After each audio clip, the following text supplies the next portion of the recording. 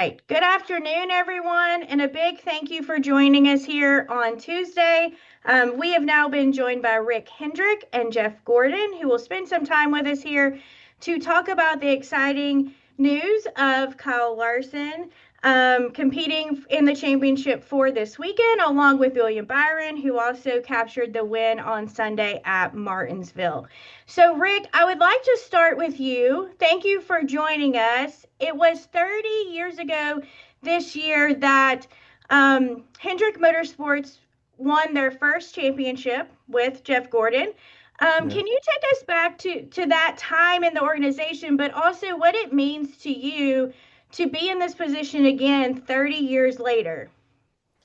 Well, I was thinking about that this morning and how hard it is to win a championship. And I remember very well the couple of days leading up to the banquet, calling everybody I knew, thanking them for helping me all of my life in racing, and so excited to share it with everyone, and being in New York and just really letting it sink in what a NASCAR championship really meant. So it's pretty special. It doesn't, in some ways, it doesn't feel like it's been 30 years. In some ways, it feels like it's been a long time. But I'm really thankful for Jeff in that first one, and hopefully we can get number 15 this here in next weekend. And Jeff, for you, you've had the opportunity to compete with Hendrick Motorsports both as a driver and then now in the role that you get to be as vice chairman. But can you take us through kind of what it felt like in 95, obviously for you, but how does it feel to have the 24 in addition to Kyle, obviously, but to really have the 24 going for that championship victory this weekend in Phoenix? Yeah, thank you. I'll second Rick. It's hard to believe that it's been 30 years, and a lot has happened at Hendrick Motorsports since then, with a lot of wins and championships by multiple drivers. So it's been exciting to be a part of that. Obviously, honored to be a part of that first one with Rick and this organization. I think all of us here on campus at that time saw something that was special and was building, and the resources were there, and the people. And I think you look back to the years leading into that they were close. At that time, it was nobody can beat Dale Earnhardt Sr. And so to go into that 95 season with a new car, enough experience with the team and led by Ray Evernham and everything that Rick provided, you just knew right away that we had something special and had a shot, and we're running up front each and every weekend, winning races early in the season, leading laps, but you still just weren't sure if you could pull it off and beat the Intimidator. And so that was very special. And I just feel like ever since that accomplishment, this company has been on an unbelievable trajectory to continue to keep that success going. And now it's all about maintaining the legacy that's been built over the last 30 years. All right, we are now going to go to the media for questions. If you have a question, please raise your hand. We'll work to get in as many questions as we can in the time that we have. And to kick us off, I'm going to go to Lee Spencer. Lee, go ahead with your question. Thank you, and thank you for joining us, gentlemen. Rick, kind of interested in hearing Cliff Daniels talk over the weekend. He was saying that that he was reading Sun Tzu and had assigned it to the members of the number 5 crew. And it seems to me that way back when Ray Evernham kind of got with the number 24 team, it was that same thing, that same ideology that he was trying to spread among the team. Well, that's a great leader when they can motivate the people. I know he had them reading different books, and it's that extra effort, that extra special oomph that you put into the team, preparing him for something that important. I mean, for us to go up there and William has to win or Chase has to win, and then for Kyle to have to beat the 20 car, you can't show up with just the normal enthusiasm, and you got to have tremendous preparation. And I'm just so proud of our guys for the hours they put in and the way they work together, and all the crew chiefs and drivers. And I know Jeff's going to echo that. But our guys met the trucks at 2 in the morning to get the cars off, and because with NASCAR's rules, you have to run a seal motor, and we want to run them again, put them back in the cars. Our guys are just relentless in execution and preparation, and I think it shows. And Cliff's a leader. I mean, we all read the Maxwell books on leadership and servant leadership. And I think he just takes it another step. Ray did the same thing. All of our crew chiefs are the same way. I think they kind of lean on each other, and it just builds that extra energy that we need to go show up and perform. And Jeff, when you were there and won that first championship, the intensity that was surrounding that team, it seems to have kind of carried through Hendrick over the years. How do people maintain that intensity and that drive that takes them to the finish line? Yeah, I think it started with Rick and the culture that he built coming from the automotive business, and then incorporating those things into motorsports, the way that he wanted to see this company run, and the type of people that he felt like were important to be a part of it. And so that foundation was there, and then you started seeing, as the success started coming, and guys like Ray Evernham and Chad Knaus, and now you have Cliff Daniels and Rudy and Alan, and just guys that have won championships here, and the type of leadership that they have displayed. And each team has its own unique personality. I think they all lead in a strong way. They all work well together. But Cliff has his style and surrounds himself with the guys that fit into the culture of Hendrick, but also into the culture of that team. And then you have Rudy that leads. Both him and William are a little bit more quiet, right? They're a little more reserved, but they speak loud on race day and in their performance. And Kyle, I think is a very confident driver, drives anything and everything, is very well regarded as one of the best out there. And Cliff feels the pressure to deliver him that car and that team, and surrounds himself with people that want to do the same. And I try not to take it for granted because I've been around it for so long. But this is that reminder of days like Sunday and what's happened every minute since then, of how special this place is and the people that we have here, and how bad they want to go out and win and live up to the expectations that Rick built over the years. Thank you. All right, our next question will go to Bob Puckris. Go ahead, Bob. Yeah, for Rick, Kyle hasn't won since Kansas in May, his longest winless streak since joining you. So I'm curious, how much do you think the month of May maybe had to do with that? And how have you seen Kyle kind of react to, I won't call it a slump, but just kind of this mini winless streak? Yeah. Well, he's Williams led the most laps this year, and Kyle's number 2. They both led over 1,000 laps. So I don't know that that's a slump, but he did have some.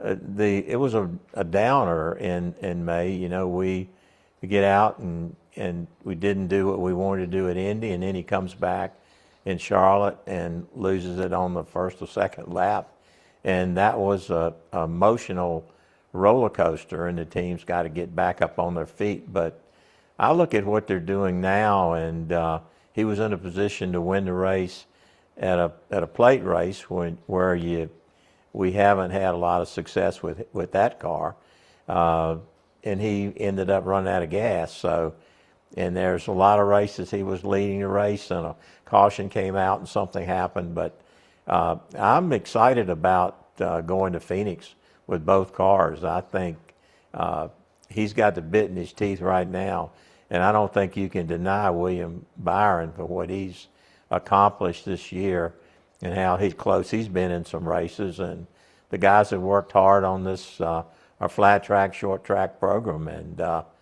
I'm Kyle's ready, and so is William. So I'm I'm looking forward to this coming weekend and trying to get another championship.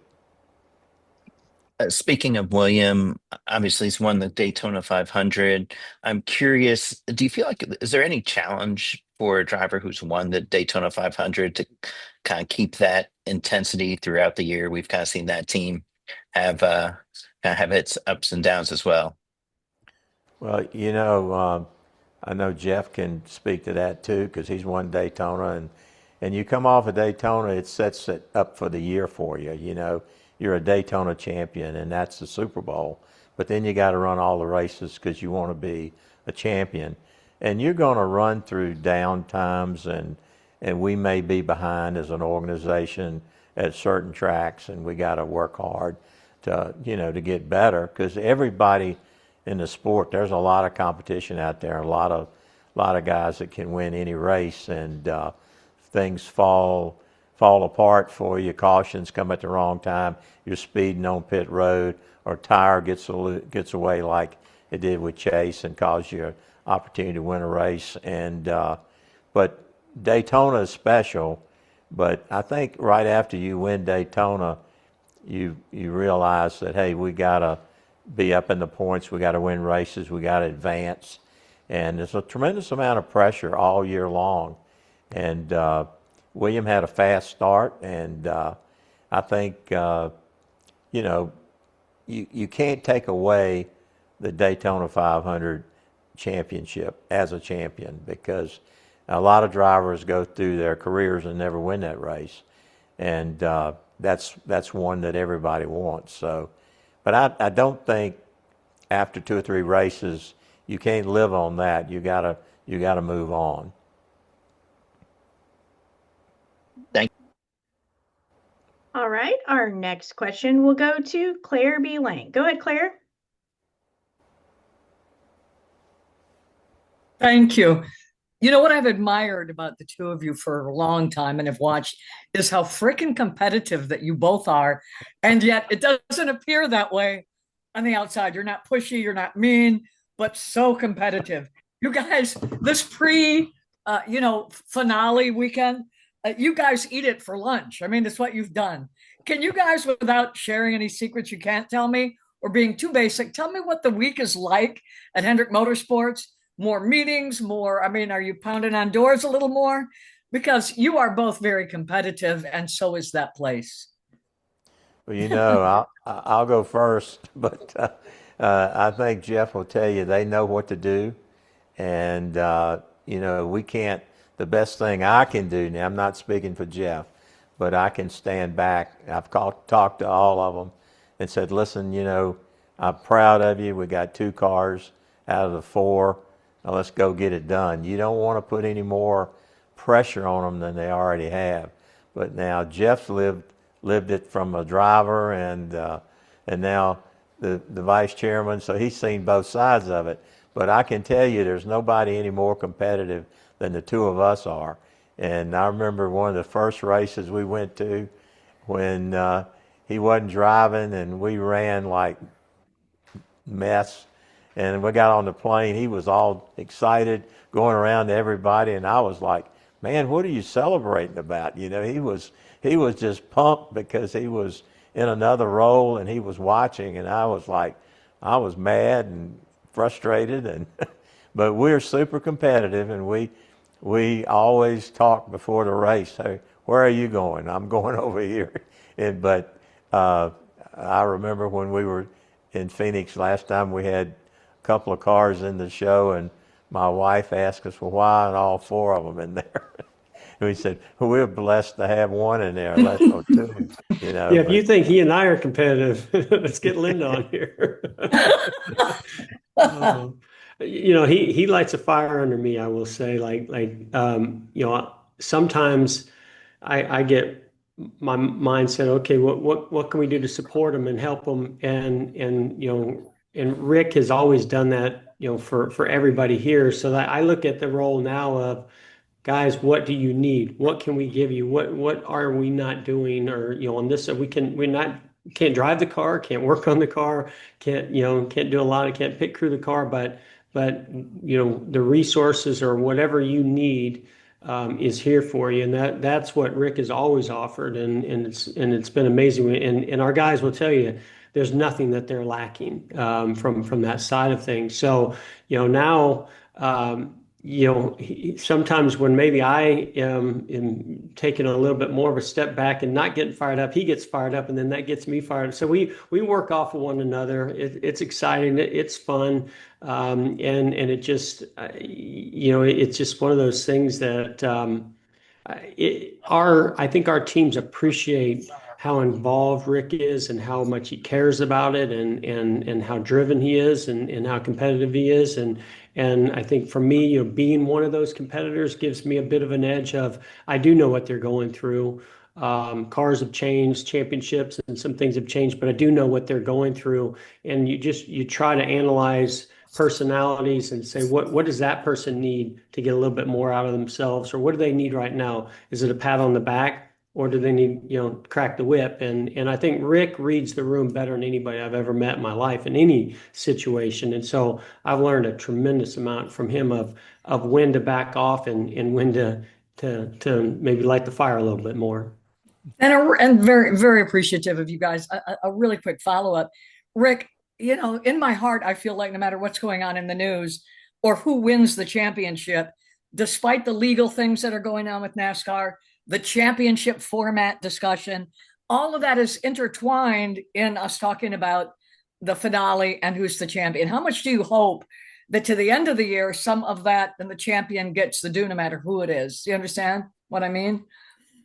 Yeah, listen, everybody, those four drivers that are going out there in those four teams, that's all they care about is winning the championship.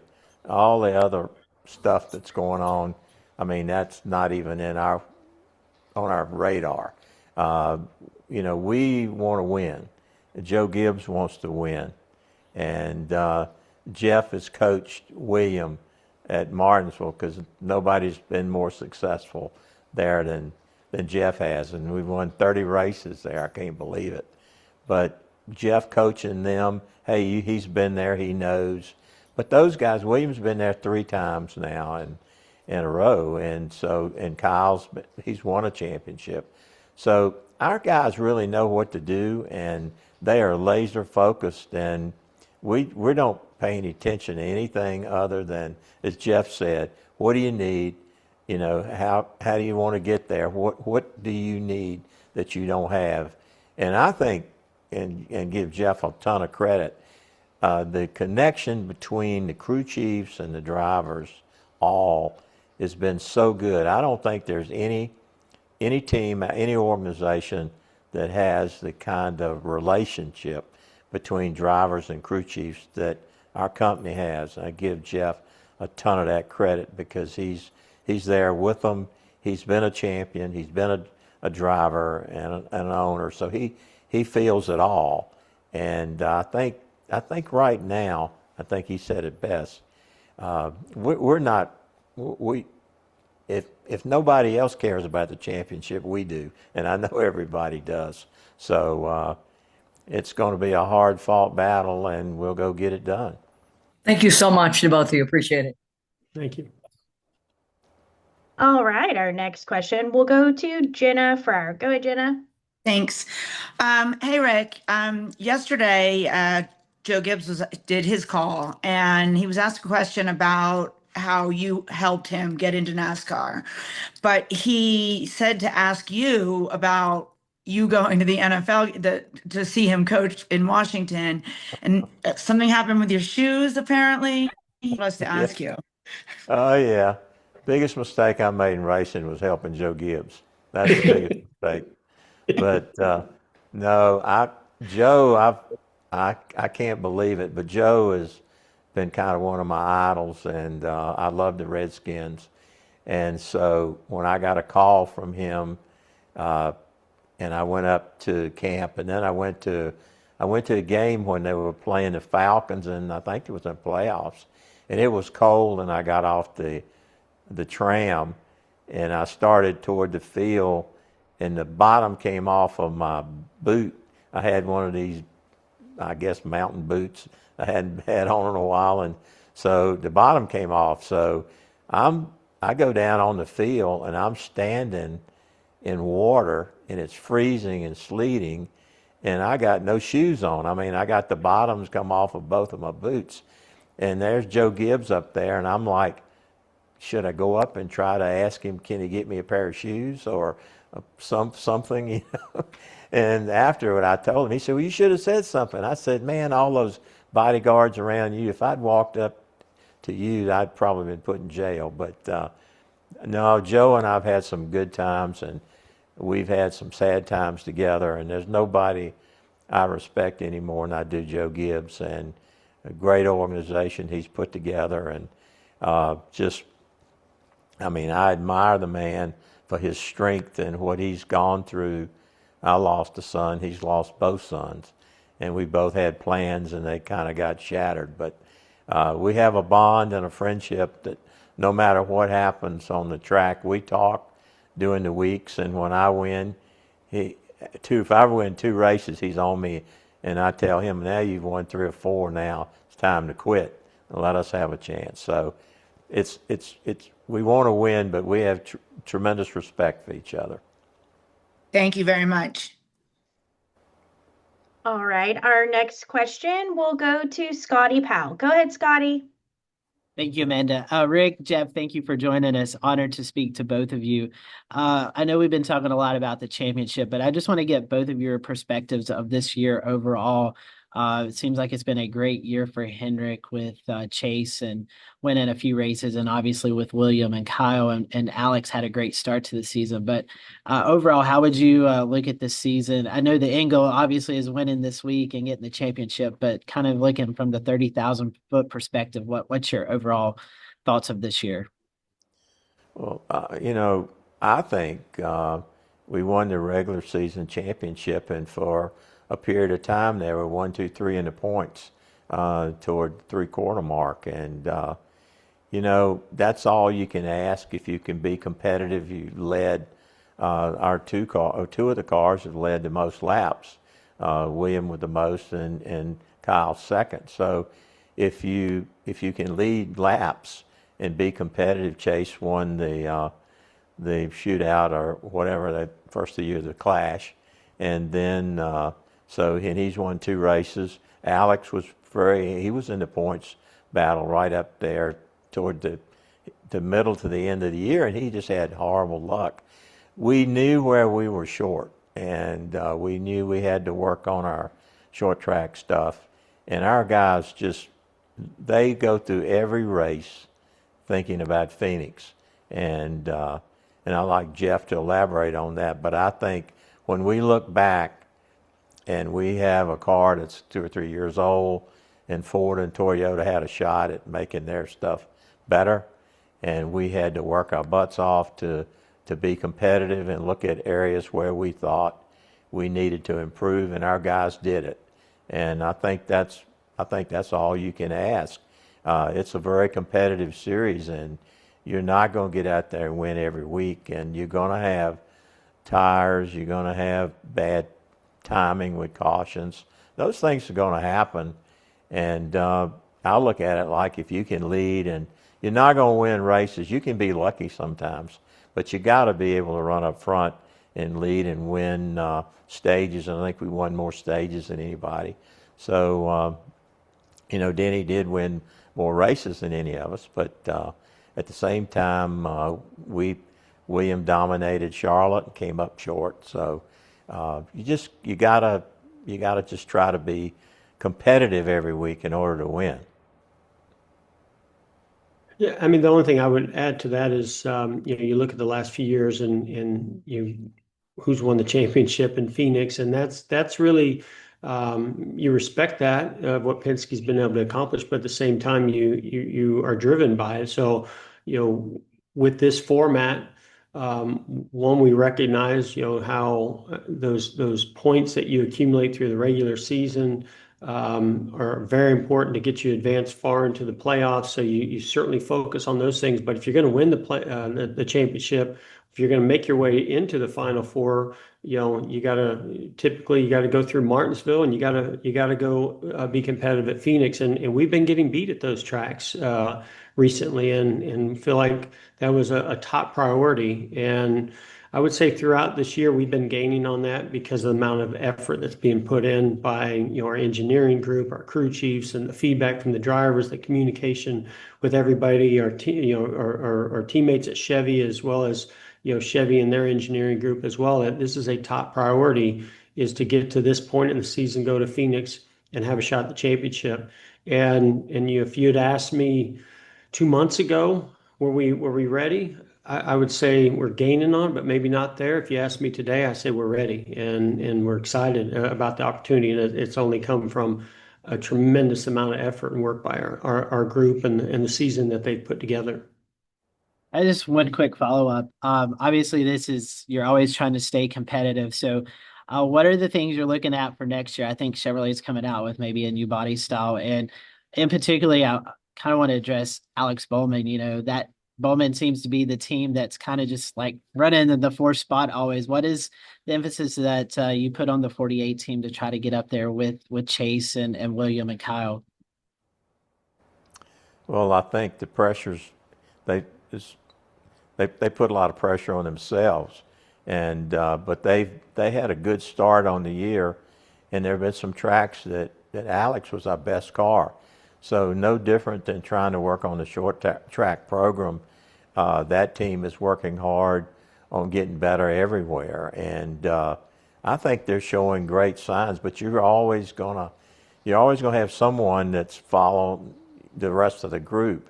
And if you remember, Chase wasn't having that good a year or so ago, and now we've stepped that one up. So Jeff will tell you there's a tremendous amount of focus on the 48 because of our sponsor and just our pride. But I think Alex will have a good year next year. Yeah, you know, obviously the 48 and what that number means to Hendrick Motorsports throughout its history, you know, there's a lot of pride there for a Hendrick car, but, you know, specifically the 48, when you look at the 7 championships, right, that have come from that car. And so we want to keep that going for you know, the company, for the people that work so hard on that car, as well as for our sponsors.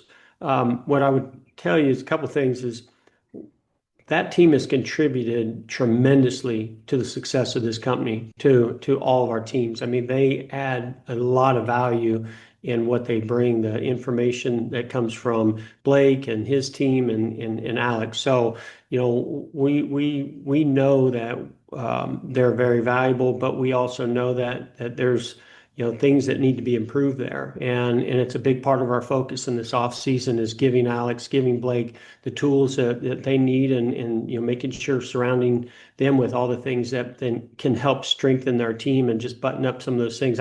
I'm with Rick. I don't think they're that far off. When you're at Hendrick, expectations are high, especially when you look at the performance of the other 3. But I think those guys are right there. They're already contributing a lot. And I think that, you know, a few minor adjustments, and I think those guys can be right there in the hunt. We've already seen Alex very capable of winning races, going deep in the playoffs. And we think, you know, there's a lot of promise there for next year. Rick, Jeff, thank you so much for your time, and best of luck this weekend. Hopefully you can get that trophy. Thank you. Thank you. All right, our next question will go to Dustin Long. Go ahead, Dustin. Thank you. Hey, Rick, I'm just curious, what will be the words of wisdom to your teams racing for the championship, or have you already given them your words of wisdom for this weekend? Well, you know what I've been thinking about? I was thinking back when Jeff and Terry Labonte were racing each other for the championship. And I was so concerned about, okay, if one of them wins and I go to victory lane, what's the other guy going to think about? You know, he's going to think, well, I was pulling for that team. So I've already rehearsed what I'm going to say. I'm going to tell both teams, look, when you look up, I'm going to go shake the loser's hand, or the guy that finished behind, and then go to victory. I hope that's the problem I have. I hope that I'm going to be dealing with going to victory lane. But I'm going to tell them both and this is what I tell them every week. Hey, you guys have done a heck of a job. You've really won by being here. You've put yourself in this position to win, and no matter what happens, we've got the big mo for next year. You know, when you can have two cars, no matter how you get there, you know, that we've got a lot to be proud of, and we'll be, you know, whatever happens today happens. It's a race, but we'll have a lot of momentum going into next year. And also, Rick, you know, I know through the years we've seen you at the track a lot. I know you haven't been able to get out here as much this season. What has this year been like well, I know you're still involved, obviously, but not being at the track and not having, you know, being there in a physical presence as much at the track this year. What has it been like for you in this kind of a adjustment? You know, I've really enjoyed wearing Jeff out on the phone. I was going to say, he is there every second. You just don't see him. I'm in constant communication with Jeff Andrews and Jeff Gordon, and I have to remind Jeff Gordon, don't forget me now. I want to talk to the driver when we win.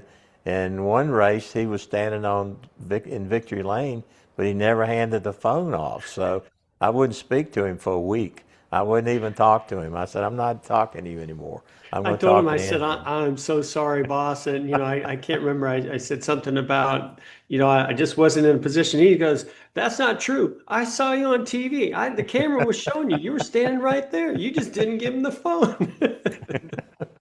Listen, no, I think my job is during the week and when the crew chiefs are back here and knowing what they need. I'm trying to run 100 dealerships and I've also had an operation on my leg but I do have the ability to listen to every guy and to monitor what's going on and be the Monday morning quarterback. Why did you do this? Why did you do that? You know, but I'm very confident in the people we have. I miss going every weekend, but there's a lot of other things I have to handle. But no matter where I am, I'm in constant contact with the guys. So hopefully you'll see me more next year. But I kind of like my role as I can watch, listen, and critique. No, I'm just kidding, really. Those guys know what to do, and Jeff and I mean, from the beginning to the end of the race, except handing the phone to the driver. Doesn't do that part well, but I made up a little bit this past weekend. yeah, you did. You did. You were really quick, but no, I from Jeff Andrews to Chad Canals to all the engineers and Jeff Gordon there. You know, I'm so confident in the group we have and the way they execute. You got to know your place, you know, and I love to go to all the races, but then there's some times that I just can't make it. So, but I've been wrestling with his leg for about a year. But anyway, what were you going to say, Jeff? But I was just going to say, what he doesn't wrestle with, I mean, he knows what the engines come off the dynos. He knows what, you know, we're working on in the wind tunnel or on sim. I mean, it blows my mind how engaged Rick is and how engaged he is on the automotive side in every meeting and you know how important that business is too. He's got a lot on his plate, and I've never seen anybody that has the capacity and the energy to be involved in the things that he's so passionate about. Not to mention collecting cars on top of that. So yeah, he's an incredible leader for us to know that somebody is there that is that involved and engaged in everything we do. Thank you. All right, for Mr. H and Jeff, thank you guys so much for your time. We really appreciate it, and a big good luck to both of you this coming weekend in Phoenix. Thank you. Thank you, guys.